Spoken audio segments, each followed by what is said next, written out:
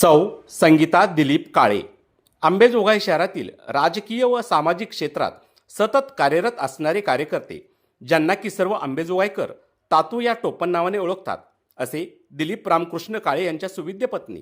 मागील अनेक वर्ष दिलीप काळे व त्यांच्या सुविद्य पत्नी सौ संगीता दिलीप काळे हे भारतीय जनता पक्षाचे नेते स्वर्गीय गोपीनाथरावजी मुंडे साहेब व त्यानंतर पंकजाताई मुंडे यांचे खंदे समर्थक म्हणून सर्व अंबेजोगाईकरांना परिचित होते.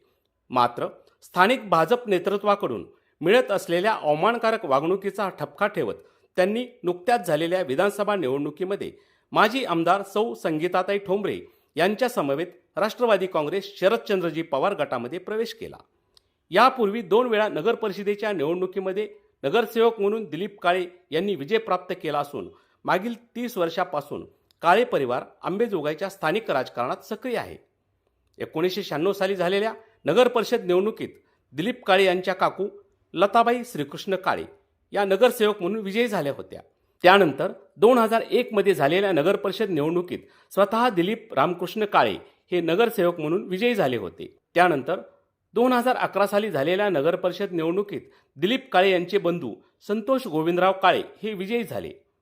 2016 साली झालेल्या नगर परिषद निवडणुकीमध्ये दिलीप काळे यांच्या सुविद्य पत्नी संगीता दिलीप काळे या विजयी झाल्या असून 2 डिसेंबर रोजी होणाऱ्या अंबेजोगाई नगर परिषद प्रभाग क्रमांक 7 मधून सौ संगीता दिलीप काळे या राष्ट्रवादी काँग्रेस प्रणित लोकविकास महाआघाडीकडून निवडणूक रिंगणात उतरल्या आहेत.